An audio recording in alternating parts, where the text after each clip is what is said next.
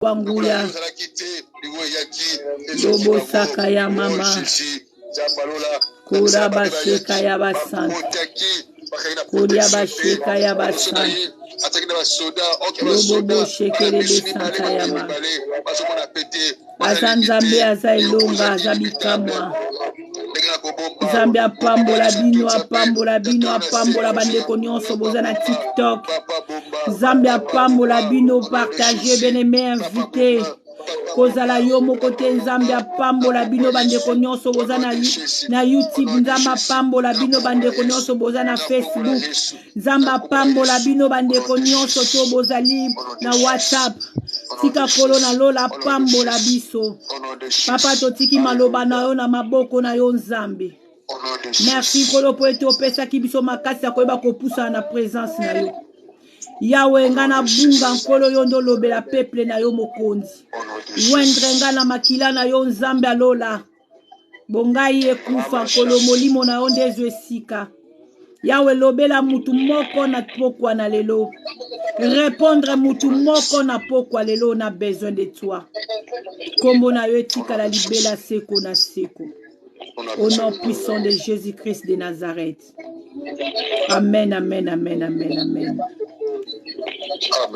Amen. Amen. Kolo soit pambola biso bien-aimé dans le Seigneur. Tozo zwaka exhortation. Ya tamuke na présence ya Nzambe ndenge molimo na Nzambe ya komema biso. Nzamba pambola bandeko nyonso to boza na ligne ya makese na TikTok. Nzamba apambola yo, Nzambe apambola bana na Nzambe nyonso to boza na WhatsApp. Nzambe amona bino na kombo na Yesu. Tobo sanate chaque lundi tozalaka na prière na biso à partir à 23h30 chaque mercredi et vendredi. Toza na présence en Nzambe. Bien aimé to comme na fin de l'année ba surprise ezalaka ebele.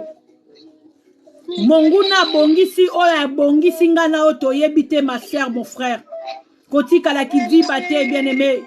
Kola la pongite ndeko nanga ya mwasi ndeko nanga mobali kola la pongite. Telema na présence en Nzambe. Esika kibote ko uta na gauche na droite oyebite. Soki yo mi bombi ebongo bandeko na yo. Yo mutoza Moïse alibota na yo. Soki yo telemite passe. Soki yo bondeli pona libota te.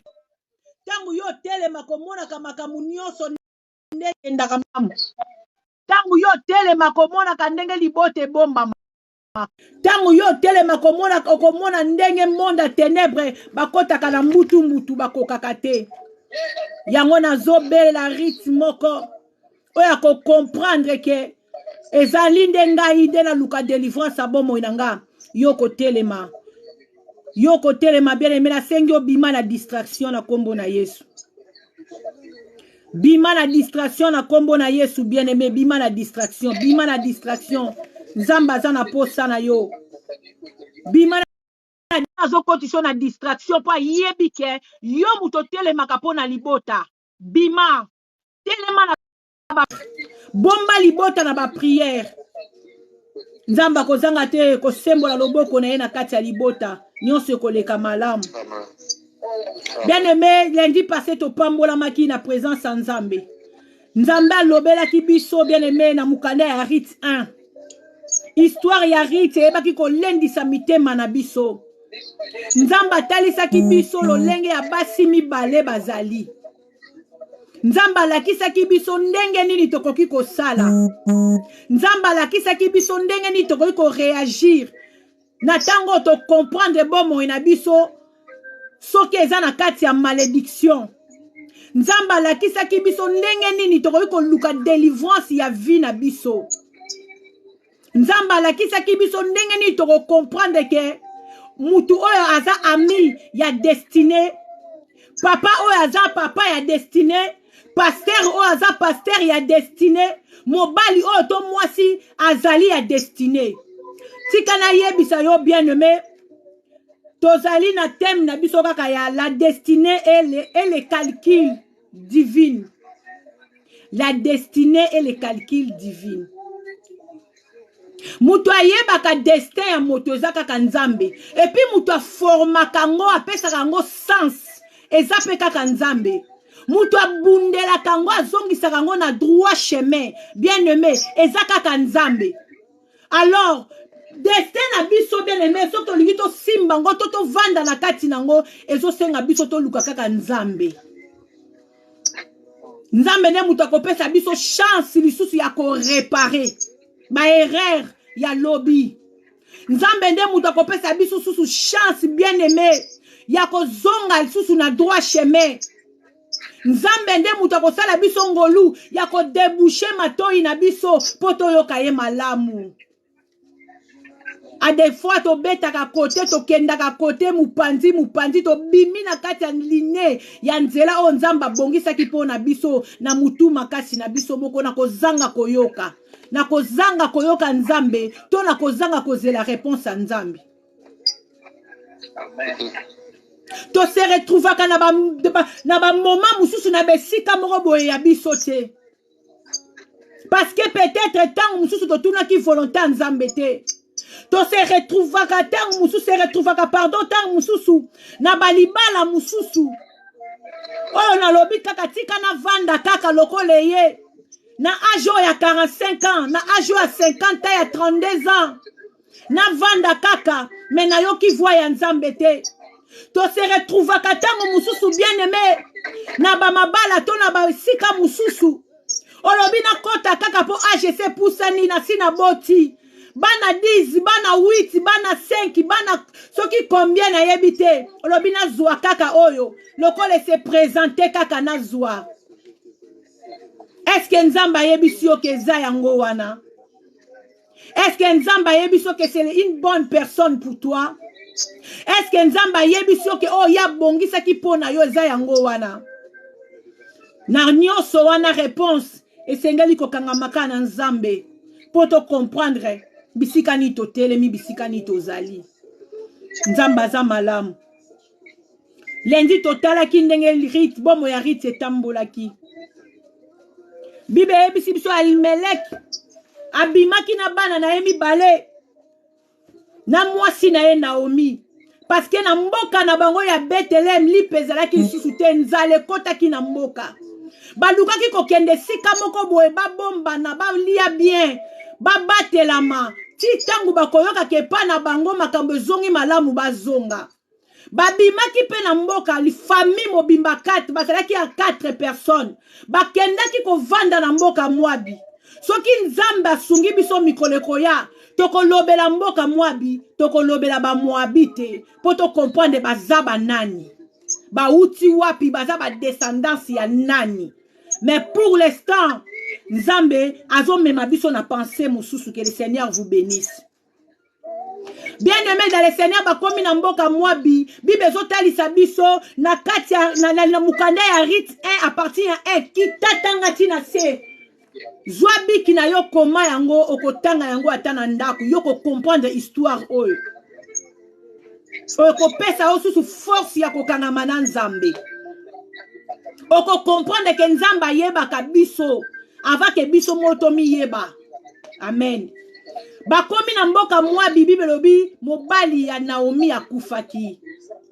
Naomi a se retrouvé na bana na yemi bale mobali akufi bakundi ye na mboka bapaya.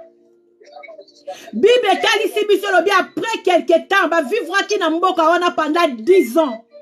Et puis bana ya Naomi mi bale bayaki ko bala basi ya mboka wana. O ezalaki Olpa na Rit.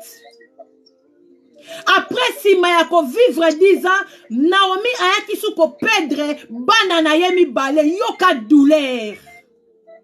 Yoka douleur bien aimé.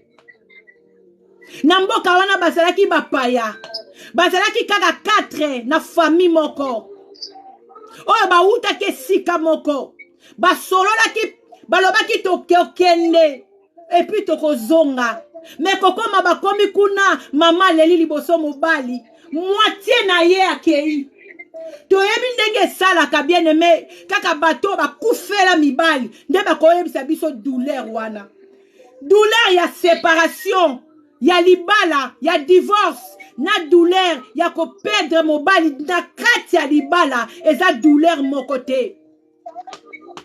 Douleur, il y a séparation, il y a divorce. Bokoyi koboyana moko azo vivre na gauche, mususu azo vivre na droite. Mais quand même atana musika, bokoyoka la kata ba santé ki aza bien, côté kuna pa aza bien. Mais douleur ya kokunda kobosana, okomona ka esute na vie. Bien aimé, eza douleur moko ezaka nzambe. Nzambe nde fois yelo secours. A des fois tolanda kabande comme sou babungisi mibali, toyela kabango consolation. Toyela kabango consolation.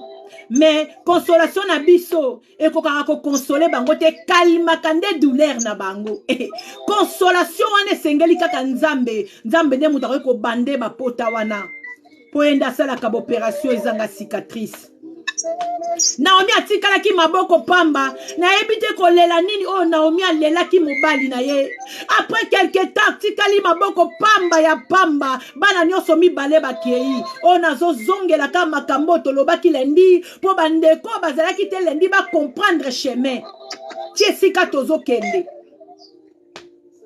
Douleur ya Naomi elekaki makasi. Na ebite soki Naomi abandaki suko sukola mai. Na ebite soki Naomi azoki suta ko pakola ta mafuta. Na ebite soki Naomi abandaki atako cha make-up. Na ebite soki Naomi abandaki atako changer bilamba. Atikali maboko pamba, maboko pamba, maboko pamba, maboko pamba, maboko pamba, maboko pamba. Douleur ya Naomi eleki niveau. Naomi amoni abiri na batu na yaki na bango poto bombana.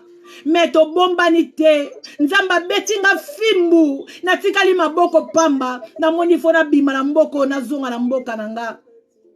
Pote bibe tali sibiso sima mikolo nzamba ebaki ko pambola mboka Naomi Bethlehem. Mais Naomi asa bungisi atikali maboko pamba mais mboka etikali ko pambola. Peut-être na tawana Naomi tanga zo mitala zo kanisa. Peut-être lobi soki na tikala kinanga. Bien aimé tala soki place yaka. Tango to tikala déjà maboko pamba. Tango to tikala ka déjà maboko pamba. Nde tango soki yaka. Tango to tikala ka maboko pamba. Tango mae kitaka biso na misu. Nde si je savais yaka. Okomo kanisa si je savais. Okomo lela nzambo tikinga. Est-ce que ya solo nzamba yeba ki relation wana? Est-ce que ya solo nzamba yeba ki voyage wana? Est-ce que ya solo nzamba yeba ki o a confia ki ye likambu wana? A réponda ki yo weekende? A réponda ki yo wisala? Pour être responsabilité ya douleur. Ya likambu wana yo zong selango nzambe. Meloro moro na yebi bibe yebi singa azora kembo. Azora kembo na makambo nyonso ezali. Ozwaka nkembo na makambo nyonso lo lengi olingi o. Ozwaka nkembo yaya. Azwaka nkembo na makambo nyonso lo lengi alingi o. Azwaka nkembo bien aimé. Eloko moko te ko échapper nzambe. Eloko moko te ko leka na mukongo nzambe sa nzamba cordé yango. Yango moni ki quelque part na Bible so ebisa biso à chaque chose. To kumisa nzambe. Na malamu to na mabe sengeli to tombola ka kombone po aza na contrôle. Na butu to na moyi aza na contrôle. Alala kate bien aimé animba kate. Alala kate nzambe wana nimba kate na kolela na yo na basi je savais na yo oyo zolela lelo na eko yebisa yo molingami yeba ke nzambe azozwa nkembo aza na contrôle atiki yo te na kantia na yoka memo wa makasi pasteur que Dieu te bénisse na kantia na TikTok bo tombola ta ba j'aime na kantia ki makesa ko ganga amen. Amen. Amen. Amen. Bien-aimé dans le Seigneur, nzamba bosani yote, nakozanga musala, nakozanga bana, nakozanga libala, ozwaki nyoso tuwana po pedre yango, azwaka nkembo, a condition que maboko no ezala pembe, a condition que nzamba tala yo kuto na likambute, azwaka nkembo, soki azo sala kutu ba o ba baby singolu, ebongo yo muto oza clean liboso na ye. Na likambu songolo pakala aza quand même akoki kozala témoin na yo liboso a diable ndenga azalaki témoin azalaki témoin ya Job liboso a diable. Dieu voit tout. Bien-aimé dans le Seigneur, Dieu voit tout, Dieu sait tout. Et ça, le loko moko te échappe à Nzambe. Naomi aleli. Naomi alobi na yaki ko bombana. Mais ko bombana na komi douleur. Atali ba belle fille na yemi balé. Alobi na sina komi mobange. Na kozwa esu mobali na ajote. Le tana zoazemi na bota lisusu bana ya mibali. Est-ce que Naomi ata zwi mobali yango lelo? Ata zwaki zemi yango. Est-ce que Naomi alingaki bota soki Nzambe alinga asala ngolu? Est-ce que alinga bota bana mibali? Parce que sexe ya mwana Nzambe mutu adesida kakopesa yo mwasi to akopesa mobali. Alléluia. Naomi aleli. Amen. Naomi aleli. Alobi bozonga na mboka na bino. Nzamba fia kolinga fimbu. Nzamba betinga pona bino. Naomi a comprendre que na yaki na mabele ya mabe. Naomi a comprendre que il fallait qu'il pana ya na mboka oyo. Naomi a comprendre que soki bana nanga baza frappé eza pona basi ya bapaya oyo bango babalaki parce que Bible te ebisi biso soko kititi na ba 19-20 okomona Naomi azoloba bozonga epa na bino na mboka na bino na ba epa banzambe na bino. Donc elingi kolakisa biso ke ba Moabite babandaki kosambela nzambe moko te na Israël. Bazalaki kosambela nzambe moko te na Bayuda. Donc famille wana ekendaki kobala esika bato basambelaka banzambe ya bikeko. Bien-aimé, combien tobali na banzambe ya bikeko? Combien to s'attacher moi si mobali oke kota na famille moko boye oyo yo tuna ki nzambe te. Nzoka yo za Yuda ozoke kokota na famille ba Moabite. C'est pour cela batalaka yo na deuxième regard. Batalaka yo bien aimé na deuxième regard. Soki batalo balobi yete. Moi si obiso to lingaka yete. Moi si obiso to lingi yete. So batali mobali balobi mobali oyo te biso to lingi yete. Ba comprendre que azana nzambe ya bayuda soki ayena nzambe na ya bayuda na kati na biso akobebisa misala na biso ako renverser nzambe ya bakoko na biso.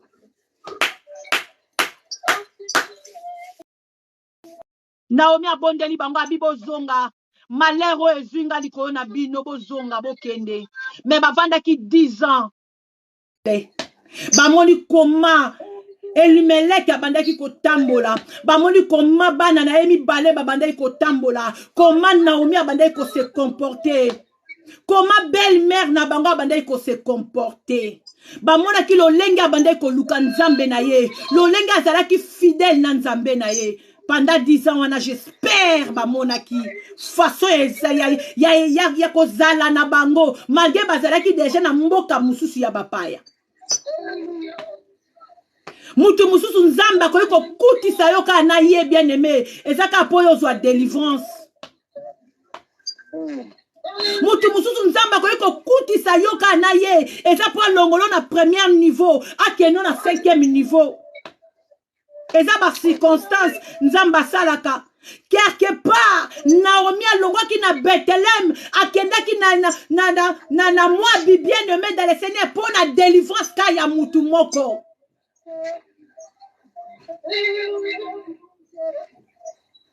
Abungisi nanu po tala délivrance ya bomo ina biso ndenge zuwaka ekutaka biso basala nzambe yango mawa mingi na basala nzambe oyo batambolaka likolo moko na kati likolo moko libanda parce que ozo tia na boko na ona mitu ya bana batu ya milimo mabok mitu mususu bakenda kosimba ngote eko kute yo famille soko bibili banda bien aimé ozo tambola na kobanga nzambe te ozo salela nzambe soi-disant ozo tambola na kobanga nzambe te yokanga bien eko kute yo famille na yo nazozwa vie ya Naomi nazozwa vie ya Ruth ya Olpa nazo zuango na basanse ebele molimo bosantu asunga biso. Parce que Naomi azongaki ye moko. Atikalaki maboko pamba. Mobali na bana. Nalobi bien na bana. Nalobi bien na mwana te na bana. Mobali na bana. Batikalaki na mboka wana mwabi. Naomi abondeli babel famille basi ya bana na ye.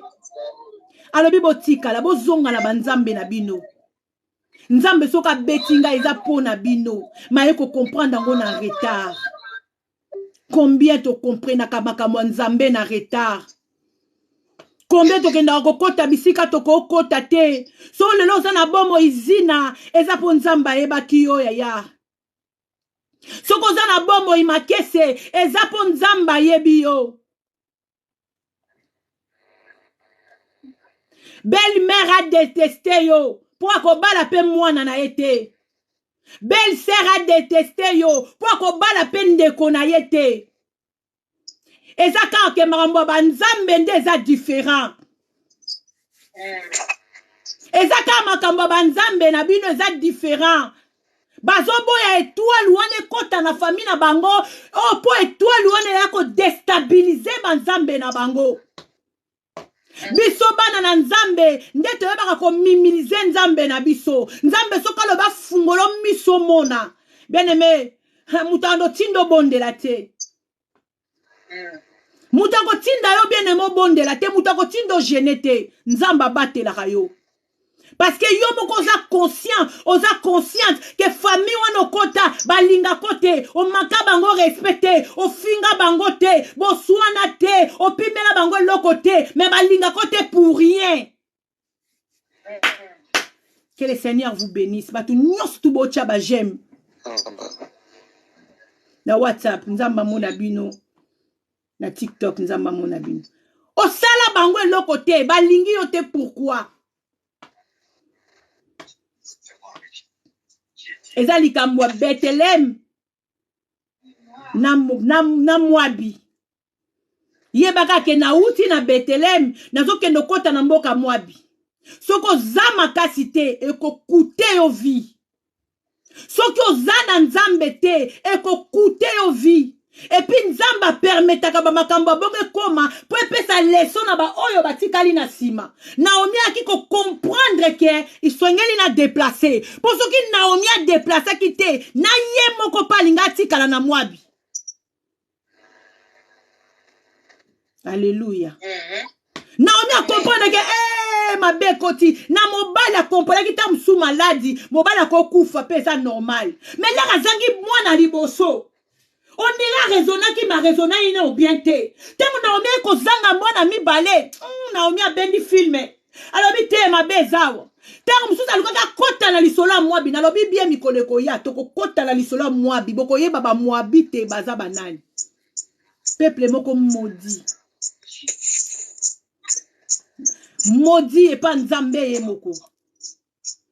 Yebisanga peuple o famille o baza déjà maudit. Na nzambe ye moko nana koya kolongola puwa wana soki nzambe ye moko te. Bikota kota musuto kotaka.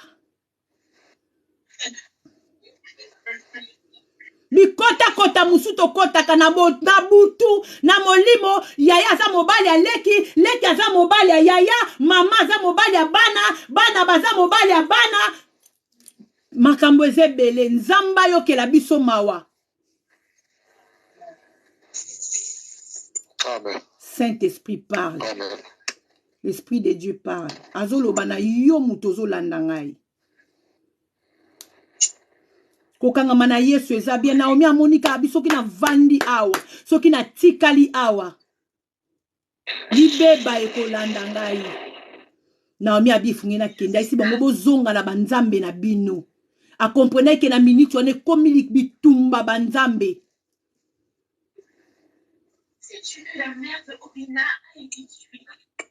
a insisté abibo zonga na bandambe na bino pa mama na bino ba parents na bino na mboka na bino bozonga botika ngana kende na za susu na sina koli na kobota sute po bana na baya su babala bino ol pas embrasser belle-mère na ye ba belle-mère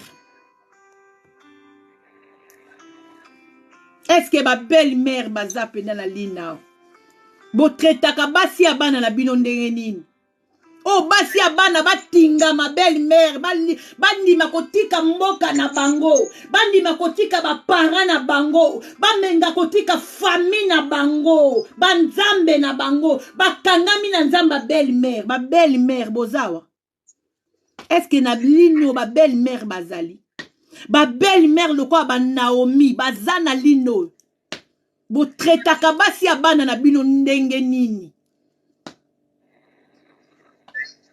Bible bango bibale olpa na riti ba bimisi mungongo bagangi baleli olpa kokaki pression ya Naomi te a embrasser belle-mère na ye andimi kozonga na mboka na ye ba olpa baza basio ba bandonaka facilement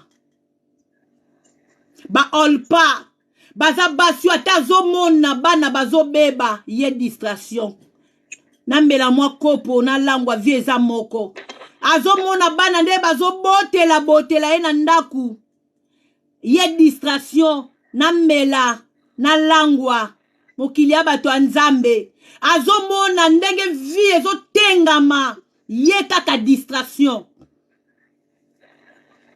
azo comprendre pendant 10 ans na ke nzambe na biso ya ba Moabite aza nzambe ya bikeko aza nzambe ya solo te akokani na nzambe oyo te tikanga na bwakisa nzambe oyo nakanga makoto vie eza koto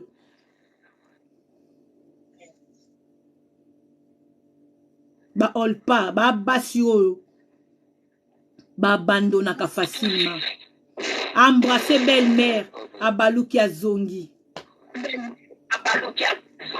belle-mère atali Naomi atali Ruth pardon alobi yo pe landa muninga na yo ndenga kei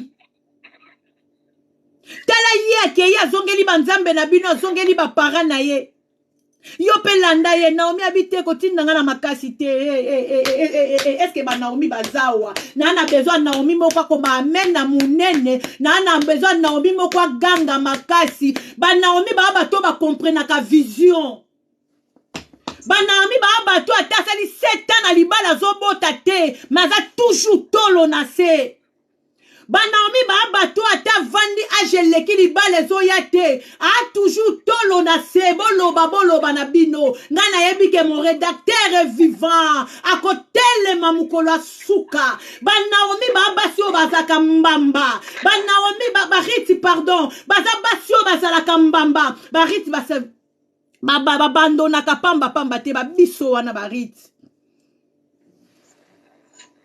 nazana ngo te na toujours tolo na se na bungisa te na lia te na mela te na sala te mukanda te tolo na se. L'épargné circule encore un jour.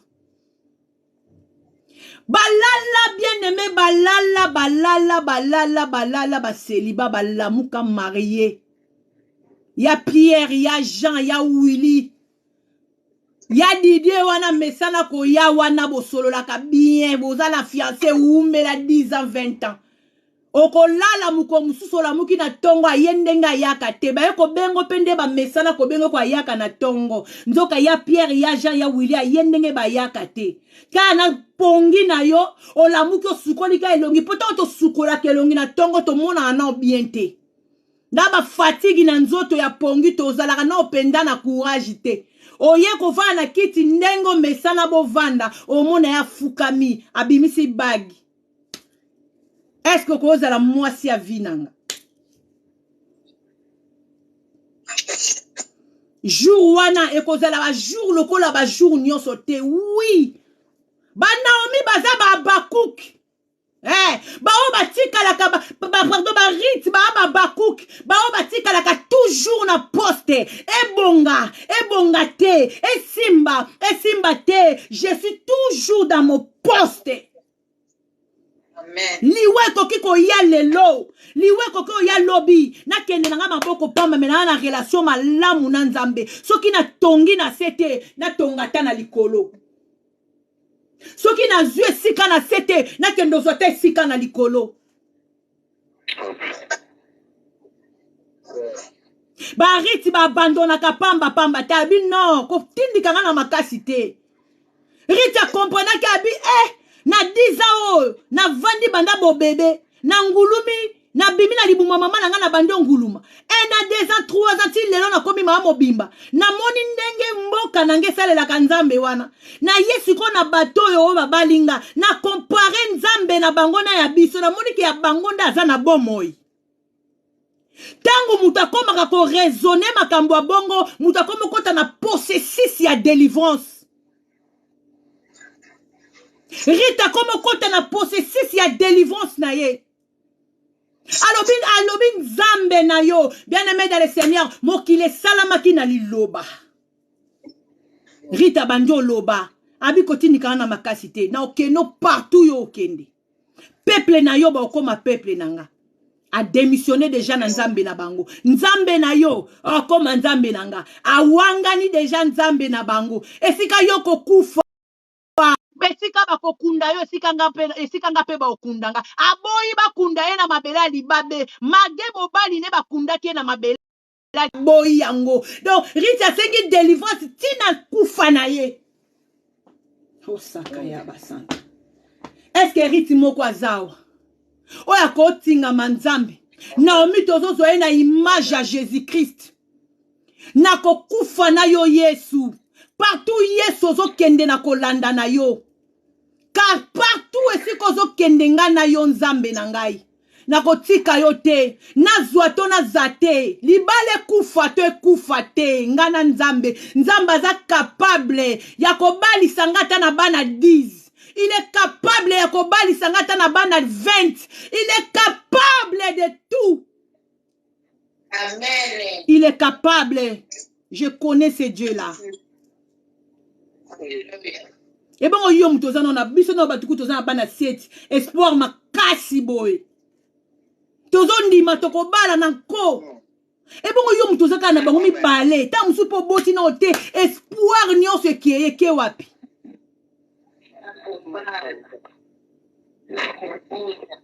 Espoir nyonso ke bien aimé espoir ke wapi. Zonga kati na yo. Kanga mana Naomi. Comprendre que délivrance na yo ezala yili et pas ya Naomi image à Jésus-Christ. Naomi image à Jésus-Christ. Rita lobe sikanga na kozwa délivrance yango yo. Na yo ka bango pendant 10 ans de babeta ba témoignage na bango ke nzambe na bango asalaka, nzambe na bango changeaka vie, nzambe na bango ngonga yango ngai fona kangama na mama koko. Soki ezalaki nga na yo tolinga tozala na précipitation na kende na nga na sala vie na nga mobali asa kufi mama ona okene wapi.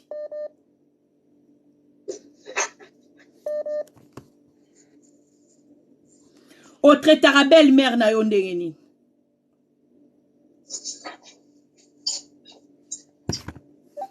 Otretaka belle mère na yo ndenge nini. Bien aimé nzamba pambola biso mingi ya koloba ezali mengonga na biso basi batindelinga compteur ke ngonga na biso ekoki soki nzambe asungi biso tokozonga vendredi to expliquer vie ya Rita ndenge kendaki ndenge Naomi amemaki Rita na mukongo oyo kaka Jésus mets-moi au dos eloko moko na osengo kaka kangama na Yesu simba kondima na yo tangwa te pona makambo mike porte ko kangama na gauche Yesu soko za na kondima il est capable ya kofungolela yo bien aimé na droite te ko bungisa like te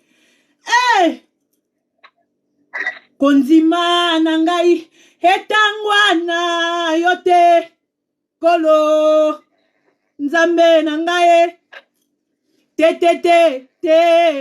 nabungisa likia te nabungisa likia kondima na ngai etangwana yote kolo Nzambe na ngai jinga ngai kolo bomba ngai Yesu nangolu na yo oyo kufela kingai na makila na yo petola ngai Yesu kolo Lobiko, il est capable ya kosekuisa o ekufaki, il est capable ya kozongisa lo obayibi, il est capable. Moi je crois. Tia kondi ma bien-aimé Simba Naomi na yo. Naomi na yo de Jésus-Christ Simba ye. Bien-aimé tozo passer na prière. Tant on a okota pasteur Chéribin zozwa.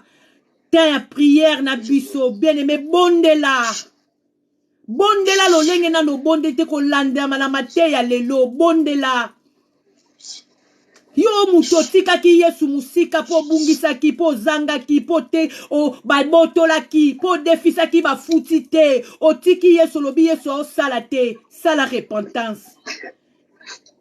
Que le Seigneur vous bénisse. Je vous aime beaucoup. Amen. Papa Chéribin. On acclame pour le roi des rois. Oui, bien aimé, tout ce monde-là, tout le monde a donné la prière. Madame Obon Lanza, Beba Seigneur, la Kangamayo, pour la Rétigamena Naomi, Ngapena Kangamayo, la Kangamayo Spacia, quelque chose à tempête, ma problème à Mokili Oyo, aujourd'hui, si c'est ce pour ça au Sambela, avant-hier, ma pasteur, c'est ce pour ça au Sambela, ma camarade, tout le monde à Mokili, ma biaka, bakoboma bapasi na mokili ekomi kosisepso posa kosambela mais tikala biso belebe kotika kosambela te parce que kosambela domaine ya mokili kaka te c'est un domaine divin. Après cette vie il y a une autre vie, c'est vrai et réel. La vie wana Nzambe asala ngolu omona ye mokola suka ozobula Nzambe na kangama yo soki na zwi na se ya moi gloire à Dieu soki na zwi te le plus important. Chercher d'abord le royaume de cieux. Alléluia. Et le reste nous sera donné par-dessus. Bien aimé, au gros joigneux sur Mokili Oyo, sur Okagam na Yesu Basiate, au Koufi la Mokili, au Koufi P pour la vie éternelle. Au Somon Lanzambe, Yesu Basiana Kangamayo, Ata Bazo Finga Basena Nzambe, Ata qui mourit de côté église Kindoki, Ngana Yebi Moto Nzivela, c'est Jésus-Christ de Nazareth. Nakangamayo ata mobala boyingai ata mwasi aboyo poza na mbongo te famille a mwasi boyo ba besoin na mbongo te famille bali ba boyo parce que yoza na bana ebele parce que osobo la Nzambe na kotika yo te parce que kondima na ngai eza na biloko mokili te kasi kondima na ngai eza na Yesu Masiya toli kobondela alléluia bondela bien-aimé. Bondela mikabana nkolo papa to mikabina yo Adonai. Maranatha to mikabina yo Nzambe yo riti na ngai yo Naomi na ngai Yesu. Yesu yo Naomi na ngai riti. Adonai yo Naomi na ngai Nzambe na tika yo te nkolo. Maranatha na tika yo te mokeli na nyoso. Na tika yo te Yesu Nzambe alola. Na tika yo te nkolo na ngai. Na tika yo te le roi des rois. Na wanga na yo te Nzambe alola. Na zonga te simate Nzambe. Na zonga simate Yesu Nzambe. Na simba yo. Na kwesa kondima te nkolo. Molimo arite latanga Yesu Nzambe abikamwa. Molimo arite latanga ilonga basantu kolo na zonga simate. Na wanga na yo te Maranatha. Na bunga te kolo na biloko bokilo yo Nzambe. Oyo pime opesinga te kolo lobite ko pime linga Nzambe chaque chose. La parole me dit chaque chose à son temps. Chaque chose à son temps et pitié. Maranatha et pitié, le roi des rois et pitié. Kotika kondi malange tangwa te Jésus. Kotika kondi malange tangwa te Nzambe abikamwa. Kotika kondi malange tangwa te le roi des rois. kotika kondima nange tango atele tout puissant nazanga nyonso kasi nazanga yo te Yesu yo nde délivrance na ngai mokonzi na bakonzi yo nde nzambe ya bikamwa soki monguna akokanga na gauche nayebi ke yo oza na kapasité akofongola na droite soki monguna akokanga liboso Yesu nayebi ete yo oza na kapasité nkolo ya kofongola na nsima nabungisa te nabungisa elika te nabungisa te nabungisa elika te Adonai nabungisa te nabungisa elika te Maranatha nasimba yo nkolo ata ngai moko na kolanda Yesu ata ngai moko na kolanda Yesu losaka ya mama. Oui, bien-aimé. Ça va pas pour beauté. Souvent, tout ça, mais tout le monde a alors qu'on la ZAM, cette fois-ci, en l'année 2023, autre côté, Makamounio sur ça, il y a des échecs au monde. Exactement, pour ça, il y a des bisoutés. Ça, il y a des bisoutés, il partait en guerre. Ça, il y a des bisoutés, c'est parce que. Tambola na voter nzambe to yoka nzambe malamu te bola nzambe ya des débats. Seigneur, oriente-moi, parle-moi. Toi tu parles au moins des songes, des visions obanza ba sana yo nzambe lobela ngai pona marcher avant na yo lobela ngai pona kwesho ba RT ba nzambe lobela ngai pe orienter ngai tambusa ngai na komuna Yesu Christ to bondeli alleluia nzambe lobela ngai kolo matoi nangeza la kufungwa matoi nangeza la bouchete Adonai matoi nangeza la kufungwa nzambe na lali tolo na se nzambe abikamwa pona koluka yo mokeli akokamwa na lali tolo na se Yesu ndika basantu pona koloba itolo belanga 2023 nzambe ani abikamwa 2023 Yesu na tambola ya matenkolo natambola na koyoka yo nzambe na bapana yo fongola ngai matoya molimo Yesu na yoka yo malamu nzambe abikamwa soki ote mosusu azate Adonai soki ote mosusu azate mokeli akokamwa soki ote mosusu azate likia basantu soki ote mosusu azate Maranatha soki ote mosusu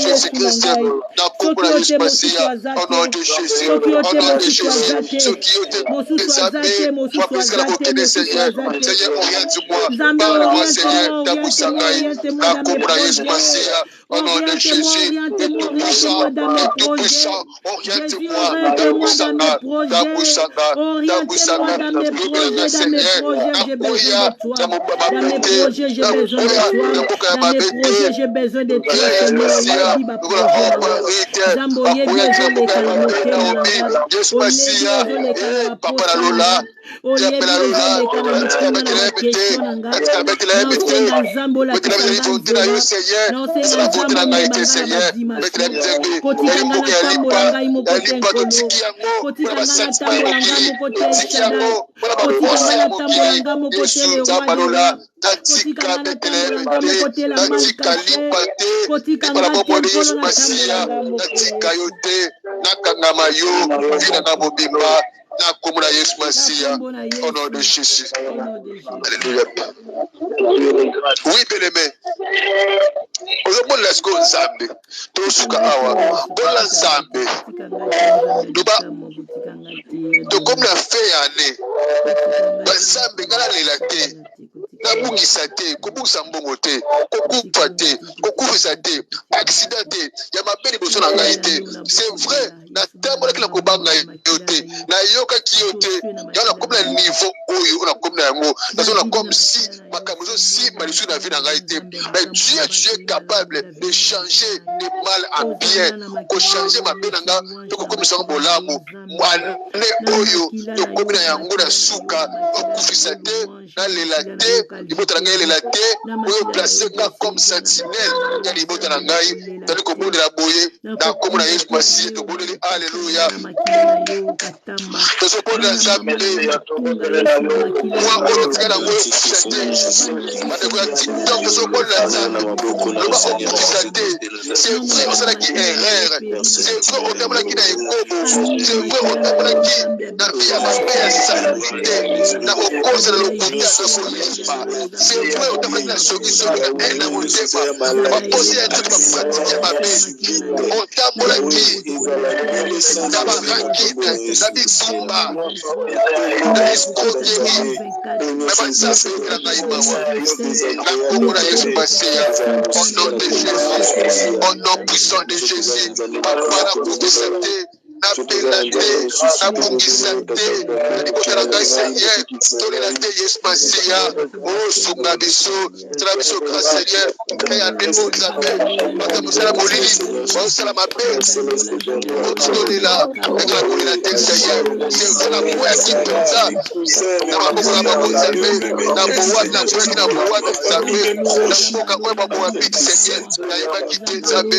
tali moko ya mpasi totanga lokopi yango na nzela ya baposa na ngai ya nzoto na nzela ya beso na ngai na nzela ya sokisoki na ngai na nzela ya mabe baposa oyo posa lokumu te na ngambo etulaki yo te yango nasenzife na mowabe Yesu Masiya natiki batela yangi posa na yo nzambe Yesu Masiya otikanga te otika yangelele te otika kristian te otika pasera mosi te otika mama sukama te otika bapasaba te otika zalma te otika biso te otika biso te otika biso te au nom de Jésus Yesu Masiya mpona nzambe ane oyo sila na yo okobukisa te okobisa pe te mpona nzambe bakosa badeklaration na vie na yo au nom de Jésus na kombo na Yesu Masiya Yawe 2023 tuzokotango na succès na kombo na Yesu na kombo na Yesu na kombo na Yesu protection na yo nzambe ya moyo protection na yo adonai tozosela protection divine protection divine décembre nzambe monde ténèbre oleka biso na mayele te décembre oyo monde ténèbre Seigneur esika nyonso batiaki mitambo na bango na libota na yo balonga te esika nyonso batiaki mitambo na bango na bakatambola balonga te esika nyonso batiaki mitambo na bango na balongo balonga te esika nyonso batiaki mitambo na bango na bana tolo na se balonga te décembre oyo kono tobombama na makila tobombama na makila na kombo na Yesu Kristo na kombo na Yesu Kristo na kombo na Yesu Kristo bana ya bana na biso babombama na makila courage na kobombama na makila ndako na nga na makila na yo nzambe na kombo na Yesu Kristo tokokota le 2023 na bana na nga na libota mobali ya botata ya bomama na kombo ya Yesu Masiya na kombo ya Yesu Masiya tokodanga mona ndenge trake na minui tokokota yango surprise moko ekozala te de la part du diable au nom de Jésus etake mosali no Seigneur je viens arrêter nyonso moluna na nga koarrete yango na bombo ya libota na nga na kombo na Yesu na bombo ya bana na nga naza koanile na bombo ya mobali na nga naza koanile na kombo na Yesu au nom de Jésus au nom de Jésus bala kosala badéclaration likwa bombo na yo loboko na yo mobali likola motu na yo bala kosala badéclaration bibebisi ngai la vie et la mort te pouvoir de la langue na mokanda ya proverbe 18 verset nango 21 sala badéclaration na vie na yo mpona ane oyo na mobali likolo na bana na yo ndenge osipi likotelo mobimba sala déclaration prophétique au nom de Jésus-Christ alléluia la Bible déclare Genèse 1 au commencement était la parole au nom de Jésus la main sur ton pouvoir de la langue Seigneur Jésus au nom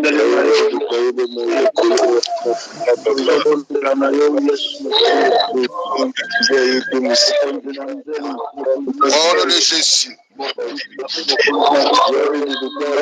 la vie de Messie, la vie sur la vie de Daniel,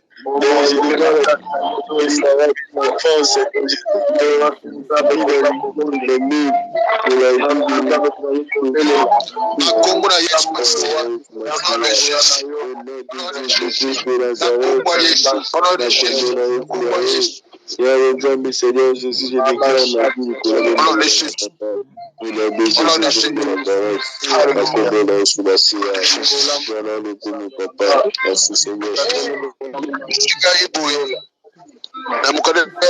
Genèse chapitre 1 Au commencement, Dieu créa les cieux et la terre. Et l'Esprit de Dieu fut au-dessus des eaux. Nous avons trouvé les couleurs de maï. Maï oyo. Bokili oyo qui informe et peu vide. Mais Bible Bisingaï. Au commencement, Dieu créa les cieux et la terre. La terre était vide et informe. Mais l'Esprit de Dieu mouvait au-dessus des eaux. Moi, Nzambe Tamusangaï. Aux Genèse Tamusangaï.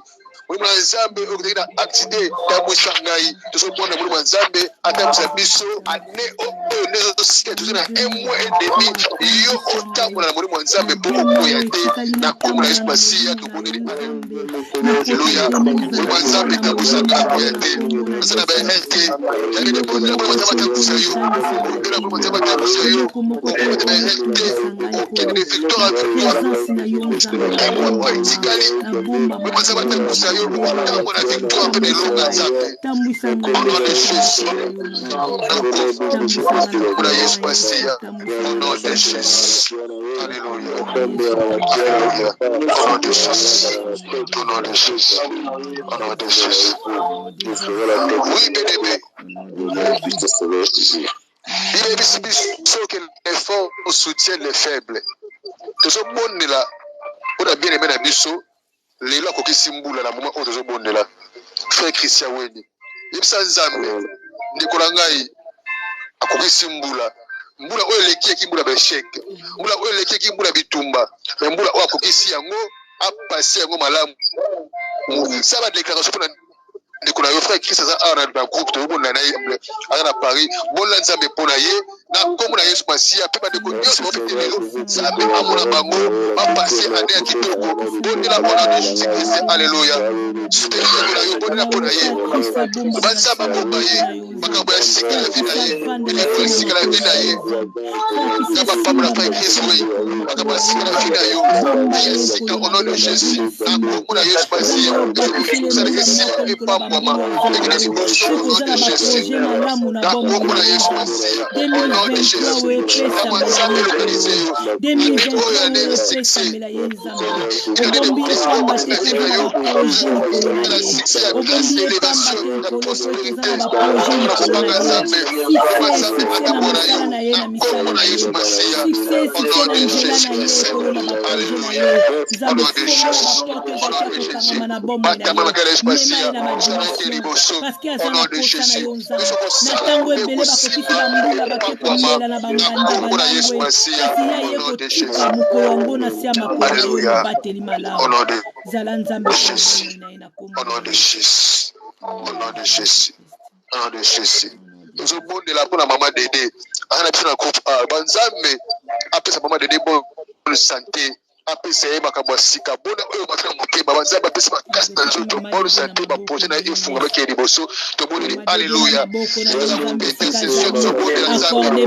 tozobisa intercesseur na kombo na Yesu au nom de Jésus na kombo na Yesu na kombo na Yesu au nom de Jésus au nom de Jésus au nom de Jésus na kombo na Yesu papa lola bomba mosaka yo mama Dede nzambe pesa te makasi santé na nzoto au nom de Jésus babe mosika na yo au nom de Jésus bonne santé Christ de Jésus-Christ apesa bonne santé na kombo na Yesu Masiya au nom de Jésus na Yesu Masiya anza Nzambe papa tu protéger 2023 okuta wana succès na grâce na faveur na élévation et témoigner Dieu vivant le Saint d'Israël au nom de Jésus-Christ alléluia réalisable papa mona samanda yo mona mosana yo papa bakala kosoutenir mosana yo papa kanisa ye papa mona ye au nom de Jésus-Christ alléluia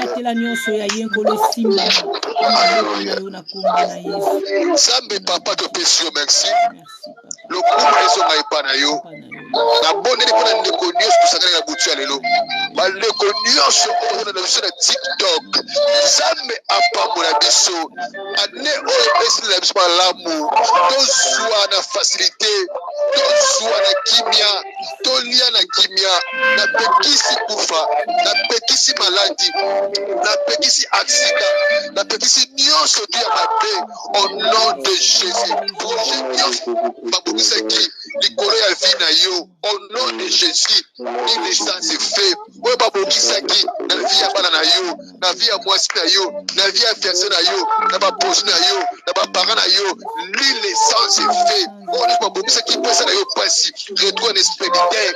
Nous allons mwana na Nzambe. Oyo soki ba meki yo bango moko ba kozwa retour à l'esprit de terre avec des cas au nom de Jésus-Christ de Nazareth. Donc kwa Nzambe ezali kola fi na yo, ya bana na yo, ya mobali to mwasi na yo, ya biloko na yo nyonso to ozosala. Ane oyo tokota ezala ne ya témoignage. Nabi ezala ne ya témoignage. Amen. Témoignage. Amen. Témoigner Nzambe to au nom puissant de Jésus-Christ. Amen. Au nom de Jésus-Christ, tu vas témoigner. Amen. Permets déjà, tu vas commencer à témoigner. Le téléphone Amen. Au nom de Jésus, on remarque Amen. Amen. Nom de Jésus.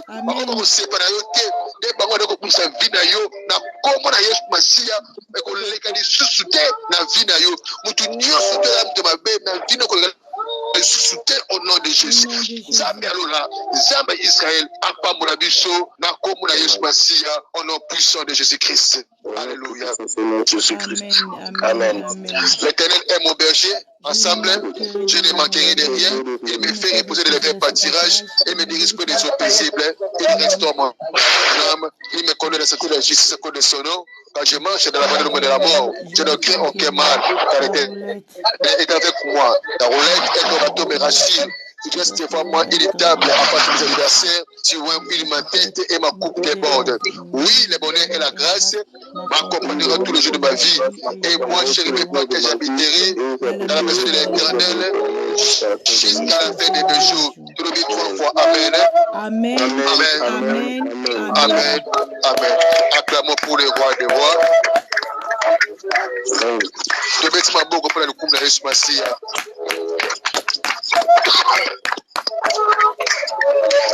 Nzambe apambola yo, Nzambe apambola biso, Nzambe apambola mama na biso, mama to na se.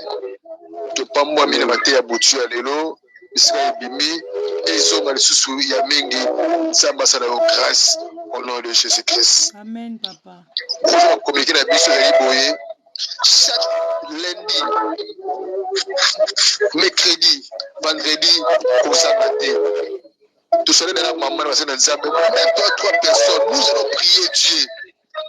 Si tu remontes dans Nzambe, pour te yébi le colis de Luka Panaye. Ce qui remonte dans la terre, surprise pour la Nayo, à équiparaté. Ce qu'on a pris d'un thé au Koya. Année passée, Pasteur Chéribin a mis dans les prêts. Immédiatement, il va au CP là. Pasteur Chéribin a mis au hôpital pendant 2 semaines. Année passée. Je pense que maman Ngazali Awa, ma fille de l'Esseigneur, maman Dédé Ayebi, j'ai fait 2 semaines dans le hôpital l'année passée, 2 semaines. C'est qui grave, parce que maladie, aujourd'hui la malaria, et le qui est hôpital Mobimba, il y a un bangi, il a dit ah, la malaria n'a eu le qui est hôpital Mobimba. J'ai compris qu'il y a un combat parce que à cause qui m'a faiblesse, qui est avant tout comptable. Ya mafeti kaka nikula kuluka ba mongo ya mongo sila kate okukufa kotika mongo ya malamu nde sala oyo nzambe alingaki osala na sala oyo okukufa bongo to nom de Jésus-Christ yo okufa te tu des traces ici sur la terre okotika ba traces okoleka inaperçu au nom de Jésus-Christ bongo te libala te eloko moko te ebungisa yo na volonté nzambe na se oyo na kombo na Yesu Masiya ya kozali communiquer na biso aux intercesseurs, aux intercesseuses, aux prédicateurs, aux prédicatrices, aux alliés. Bien aimé, la carte de l'Esseigneur, carte de Sika Oyo, Kotisa Bandeko, Benga Bandeko de TikTok, Pesa Bango programme de TikTok, Bandeko de WhatsApp, Benga des 3 personnes, Kotisa Bango de la Zambie. Ça va vous en acheter pour Pambolayo, parce que vous avez l'évangile, il y a Maman Toloté, vous avez l'évangile à passer à Mosité, vous avez l'évangile à Moutouté, vous avez l'évangile à Yesu Masia. Ça va Pambolayo. Bandeko de TikTok, Ça va pas pour le bino. Tout ça, bino. Mercredi, lundi, pardon, mercredi, vendredi, à partir de 23h. Tout ça, la distance, la barrière était. Vous avez touché bino partout, jusqu'à Obozali. Nous avons pas pour le bino, na comme la Yesu Masia, au nom puissant de Jésus-Christ, de Boyeto Sugisi, prier na biso. Zambe a Pambola Biso. Pasteur Chéribin, Tolase, Rwanda, Angola. Pasteur Amos à Kinshasa, la capitale. Mama Tolo Nassé na France. Amen. Zaba Pambola yo. Mkusatalo. Olga Mkusatalo. Zaba Pambola yo. Tout se présenter. Maman Dédé Kitoko na Luanda. A chanter Maman Dédé. Il y a Dédé Kitoko. Il y a Dédé. Nzamba Pambola yo. Amen. Merci ya. Nzamba Pambola yo. To sister Mama Sukama. Mama Sukama lali. To zio lelo Obi na pastor na yiti na yoka. Na TikTok soki kolo Yesu Masi azongi te tokuta na vendredi à partir à 23h30. Amen. Lundi 23h30, mercredi 23h30. Bien aimé toza na présence en Nzambe. To komi na ban moi oyo mungu na yeba ko si prendre biso na moi erreur mukie bi ekoti. Dole la mawanzambe loboko nezala likolo na biso sengeli tozala na chaudière ya makasi. D'autant to okota décembre tozana ba tellement ba prière et comme matana niveau mobe sakanate. Donc il faut ngelo zala déjà pour e barande nyoko ko chauffer molimo na yo to motema na yo. Que le Seigneur vous bénisse. Bye bye tokutani vendredi. Na 23h, merci à ma caisse et que Dieu te bénisse. Amen.